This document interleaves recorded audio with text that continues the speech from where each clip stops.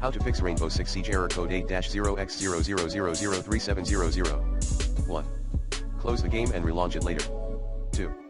Wait and check Rainbow Six Siege server status and Ubisoft support Twitter for any updates. 3.